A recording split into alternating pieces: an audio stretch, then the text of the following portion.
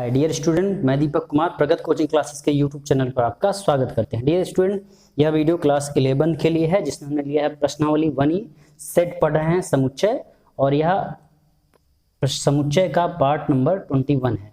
ठीक, चलिए प्रश्न नंबर 5 तक हम लोग पढ़े थे, 6 पढ़ेंगे आज।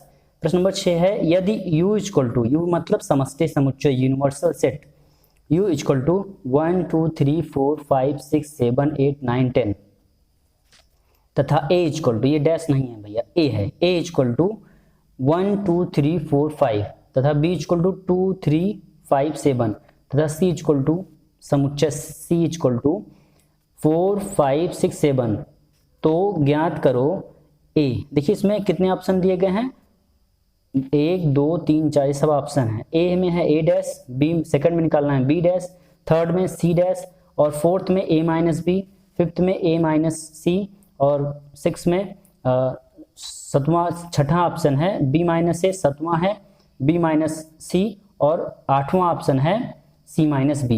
ठीक भैया, तो सबसे पहले A डैश कैसे निकालते हैं, देखिए A डैश ऐसे हम बता दें आपको एक बार मुंह जुबानी। पहले तो सॉल्विंग लिखते हैं सोल्यूशन में। ठीक, समझिए हम आपको पीछे पढ़ा करके आए हैं पिछले के वीडियो में कैसे डैश निकाला। डैश का मतलब पूरक समुच्चय, पूरक समुच्चय, ठीक ना, कॉम्प्लीमेंट्री सेट जिसको कहते हैं। यूनिवर्सल से इसकी तुलना करिए, यूनिवर्सल का जो सेट A में ना हो वही A डैश होता है, सीधी सी बात है। यूनिवर्सल सेट का समष्टि समुच्चय का जो अवयव A में नहीं होता है वही A डैश कहलाता है। एक लाइन की बात कहें तो हम लिखेंगे U equal to given, U equal to 1 2 3 4 5 6 7 8 9 और 10। देन आप क्या कहेंगे, और A डैश इक्वल टू कैसे निकालेंगे, A को यहाँ देखिए और डैश को लिखिए, तो हम लोग लिखेंगे तो क्या मिलेगा, सॉल्विंग करेंगे भैया तो डैश की वैल्यू का मतलब होता है कि 1 2 3 4 5 को छोड़ करके बाकी सबको लिख दीजिए। यहाँ क्या लिखेंगे, A डैश में 6 7 8 9 और 10, ये हो जाएगा A डैश, ये हो जाएगा A डैश। ऐसे ही B डैश पे ये फर्स्ट ऑप्शन था आपका। Second option is B dash, क्या बोलेंगे, 2 3 5 7 2 3 5 7 2 3 5 7, इसको छोड़ करके 2 3 5 7 को छोड़ के सबको उतार लीजिए, ये हो जाएगा क्या, B डैश। तो क्या लिखेंगे आप, 1 2 3 छोड़ के 4 5 छोड़ के 6 7 छोड़ के 8 9 और 10। अब third option C dash equal to, C dash क्या है आपका, C के सारे एलिमेंट अवयव को छोड़ करके जितने हैं 1 2 1 कामा 2 कामा 3 4 5 6 7 छोड़िए, फिर 8 9 और 10, ये क्या हो जाएगा आपका, C डैश हो जाएगा। अब आपका कौन सा option, option number 4 A minus B। क्या पढ़ते हैं हम, A माइनस बी को पढ़ने का हमने ट्रिक बताया था, A का वह अवयव जो B में ना हो। A माइनस बी का मतलब A का वह अवयव जो B में ना हो, A का वह अवयव जो B में ना हो। तो A का कौन सा अवयव है जो B में नहीं है, 1 नहीं है, 1 उतारिए, 2 है 3 है 4 नहीं है, 4 उतार लीजिए, 5 है, ठीक है, बाकी बंद कर दीजिए, 1 कामा 4 हो जाएगा। फिर पांचवा ऑप्शन है, fifth option is A minus C। तो भैया A माइनस C को देखिए पढ़ने का तरीका ही सॉल्विंग है भैया, A minus B B minus C C A minus C में सब में अगर आपको घटाना है तो पढ़ने का तरीका सीखिए। A का वह अवयव, देखिए हम कैसे पढ़ना है, A का वह अवयव जो C में ना हो। A का कौन सा अवयव है जो C में नहीं है, 1 नहीं है 2 नहीं है 3 नहीं है 4 और 5 है, छोड़ दीजिए, तो क्या हो जाएगा, 1 कामा 2 कामा 3।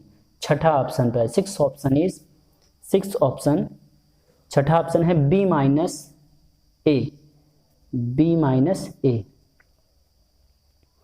B का वह अवयव जो A में ना हो, तो B का कौन सा अवयव जो A में नहीं है, 2 है 3 है 5 है, सिर्फ 7 नहीं है, तो क्या लिखेंगे, सिर्फ 7। और ये कैसा समुच्चय है, एकल समुच्चय, 7 अकेले लिखा गया है समुच्चय बॉक्स में, तो आप कैसा समुच्चय कहेंगे इसको, एकल समुच्चय। ऐसा समुच्चय जिसमें अवयवों की संख्या सिर्फ 1 होती है, उस ऐसे समुच्चय को हम एकल समुच्चय कहते हैं। ठीक, चलिए प्रश्न नंबर आते हैं 7वें पे, ऑप्शन नंबर 7 बी माइनस सी।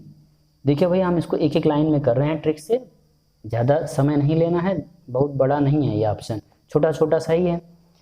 और b माइनस सी करेंगे तो b का भाव है जो c में ना हो, b का भाव जो c में ना हो, तो b का कौन सा है जो c में नहीं है, 2 नहीं है, और फिर 3 नहीं है, और 5 है, 7 भी है, तो सिर्फ 2,3 आंसर होगा 2,3। चलिए 7वें के बाद आइए 8वें पे। 8वां है c माइनस बी, सी माइनस बी। सी का वह है जो बी में ना हो, सी का वह है जो बी में ना हो, तो 4 नहीं है, उतार लीजिए, 5 है, 6 नहीं है, इसको भी उतार लीजिए, और 7 तो है ही, बस यही हो जाएगा 4,6। ये तो प्रश्न नंबर आपका 6 था। चलिए अब चलते हैं प्रश्न नंबर 7 पर। प्रश्न नंबर 7 है, यहाँ देखिए यूनिवर्सल सेट U की जगह पे जीटा दे दिया है, zeta equal to 1 2 3 6 7 12 17 21 35 52 56 comma P और Q जीटा के ऐसे उप समुच्चय हैं कि P इक्वल टू विषम संख्याएं, Q इक्वल टू 7 से विभाज्य संख्याएं, तो Q डैश और P डैश के अवयव बताइए। डैश का मतलब पूरक समुच्चय, Q डैश का और P डैश का। तो भैया सबसे पहले हम लिखेंगे P इक्वल टू, सोल्यूशन में P विषम संख्या पूछ रहा है ना, तो जितना दिया है इसी में से विषम संख्या छांट लीजिए, ये आपका यूनिवर्सल सेट है।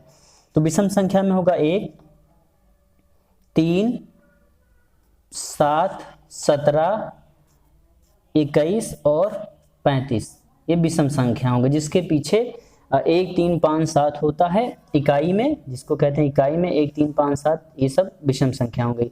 अब आप Q निकालिए पहले। Q क्या कह रहा है, Q कह रहा है 7 से विभाज्य संख्याएं, तो 7 से विभाज्य संख्याएं कौन सी होंगी, एक तो 7 स्वयं होगा ना, 7 होगा, 7 होगा, फिर 21 होगा, फिर 7 × 5 35 भी दिया है, 35 हो जाएगा, फिर 7 × 8 56 हो जाएगा, 56 हो गया ना। अब क्या निकालना है, Q डैश और P डैश, तो P के बगल में P डैश निकाल लेते हैं। P डैश कैसे निकलेगा, इसकी तुलना करिए यूनिवर्सल सेट से, जो नहीं है वही लिख दीजिए। जैसे क्या नहीं है इसमें, 2 नहीं है, 6 नहीं है, 12 नहीं है, और 52 नहीं है, और 56 नहीं है, ये P डैश हो गया। अब ऐसे ही Q डैश निकाल लीजिए, Q dash equal to, Q dash भी पूछा है ना, Q डैश क्या होगा, 7 21 35 56 को छोड़ करके, इसमें 7 21 35 56 को छोड़ के बाकी सबको उतार लीजिए, यहाँ पे डैश हो जाएगा। 1 होगा, 2 होगा, 3 6 12 17 और 52, यह हो गया Q डैश। ठीक, चलिए चलते हैं प्रश्न नंबर 8 पर। क्वेश्चन नंबर 8 है, यदि U इक्वल टू समष्टि समुच्चय U इक्वल टू 1 2 3 4 5 6 7 8, ठीक, 1 2 3 4 5 6 7 8 और 8 इक्वल टू 2 4 6 8, तब A डैश तथा A डैश का मान ज्ञात करो। देख भैया बहुत ही सरल सा प्रश्न है, A डैश का मतलब हो जाएगा, इसको छोड़कर जितने आए उतार लीजिए। देखिए कॉन्सेप्ट इसमें मिलेगा आपको, A डैश का डैश का मतलब समझते हैं, जब A डैश करेंगे तो इसको छोड़ करके सारे एलिमेंट मिलेंगे, इसको छोड़ करके, और जब पुनः डैश करेंगे तो यही फिर आ जाएगा। कहने का मतलब है कि A डैश का डैश इक्वल टू A के बराबर होगा। अभी देखिएगा, तो सबसे पहले क्या लिखेंगे, U इक्वल टू 1 2 3 4 5 6 7 8। अब क्या लिखेंगे, A लिखेंगे, A कितना है यूनिवर्सल, A कितना है, सॉरी यूनिवर्सल के बाद A लिखेंगे, 2 4 6 8 हो गया। अब क्या निकालेंगे, A डैश निकाल लीजिए, लगे हाथ। A डैश कितना होगा भैया, 2 4 6 8 को छोड़कर इससे कंपेयर करिए, तुलना करिए, और यहाँ पे लिख दीजिए 1 होगा, 3 होगा, 5 होगा, 7 होगा, यही 4 एलिमेंट ये हो जाएंगे। अब इसका भी डैश करना है, A डैश का डैश, A डैश का भी डैश, A डैश का पूरक समुच्चय, तो इसकी तुलना इसके साथ करिए। फिर 1 3 5 7 को छोड़ करके बाकी सबको इसमें उतारिए, तो 1 3 5 7 छोड़ेंगे तो 2 4 6 और 8। देखिए 2 नहीं है उसमें, 4 नहीं है, 5 है, 6 नहीं है, 7 है, 8 नहीं है, तो 2 4 6 8 हो गया। हमने कॉन्सेप्ट आपको दिया था रफ कार्य, यहाँ देखिए क्या दिया था, हमने कहा था A डैश का डैश हमेशा A के बराबर होता है। देखिए है कि नहीं, A डैश निकाला हमने, 1 3 5 7 आ गया, उसका भी डैश किया, 2 4 6 8 आ गया, और 2 4 6 8 देखो A डैश के बराबर है कि नहीं, तो वही A डैश बराबर ही होगा।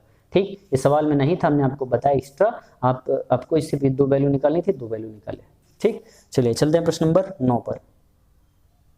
प्रश्न नंबर 9 है, सिद्ध करो कि A dash minus B dash equal to B minus A. देखिए इसे प्रूव करने के लिए आप ना डिमॉर्गन्स लॉ का यूज करेंगे, ठीक। तो आप लिखेंगे यदि x belongs to A dash minus B dash, ये भाग लिया हमने।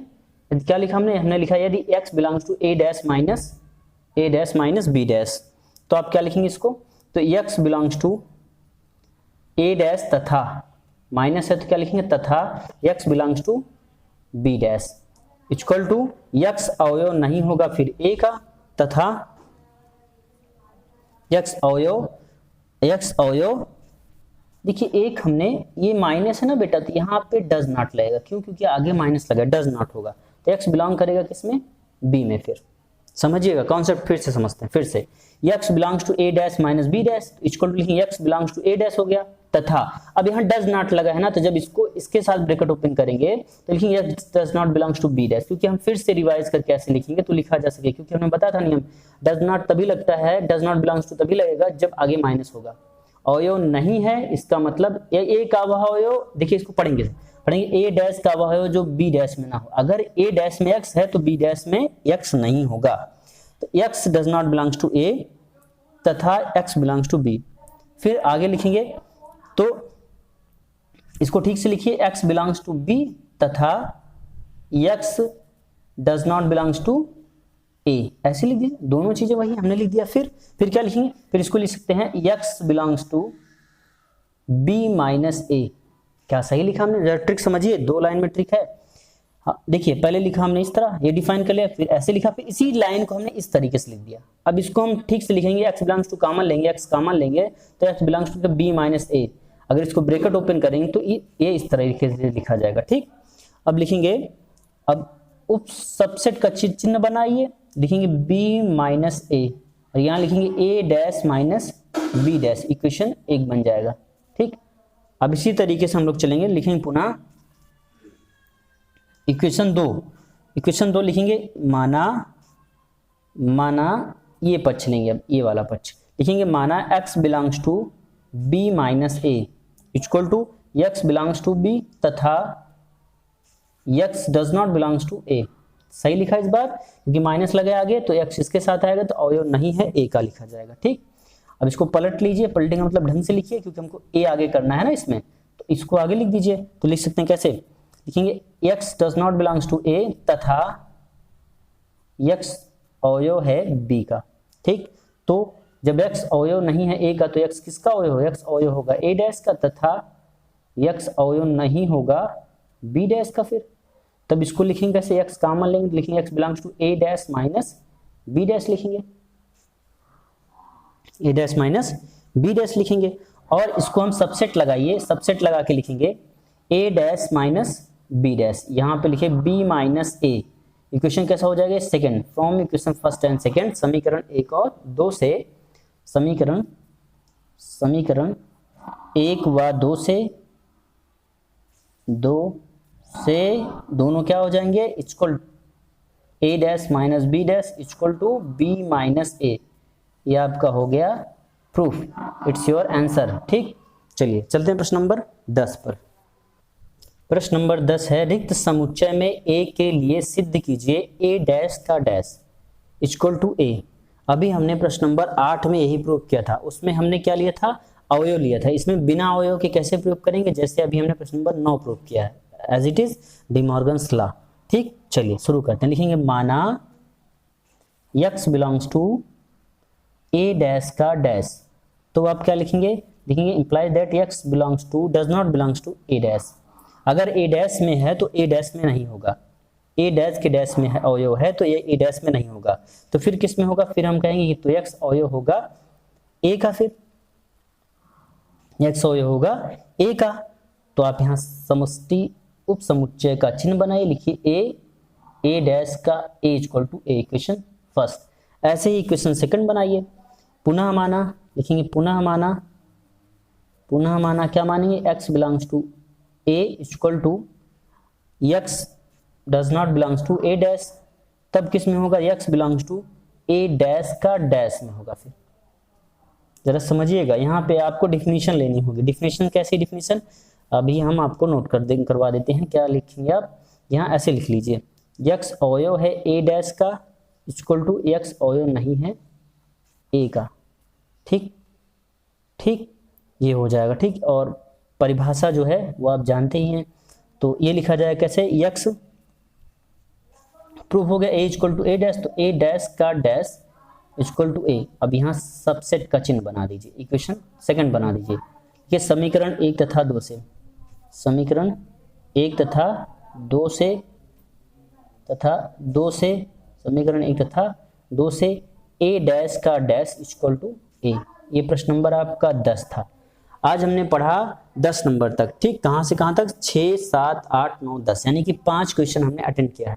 ठीक, तो इन सवालों को आप रिपीट कर लीजिएगा और पिछला वीडियो, पीछे के सारे वीडियो आप देखते रहिए, ताकि एक अच्छी सी नोट्स बन जाए और आपको समझ में आता रहे। ठीक, और आप लोग अधिक से अधिक बच्चों तक शेयर करिए इस वीडियो को, ताकि जो बच्चे यूपी बोर्ड के हैं और नहीं पढ़ पा रहे हैं, कोचिंग अभी लॉकडाउन में या स्कूल नहीं पढ़ पा रहे हैं, वो इस वीडियो से पढ़ सकते हैं, अच्छी तैयारी कर सकते हैं अपनी। ठीक, थैंक यू वेरी मच।